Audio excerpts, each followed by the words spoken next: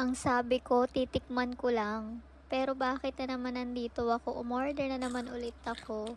Kasi sobrang sarap naman kasi nitong tabaron na to.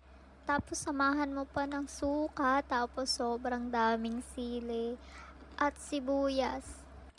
Ako po, sinong hindi kasi matatakam na ito, sobrang crunchy, sobrang sarap. Kaya babala ko lang kung hindi mo pa to natitikman. Naku, wag mo na talagang palakin kasi mapapa-order ka ng ilang beses.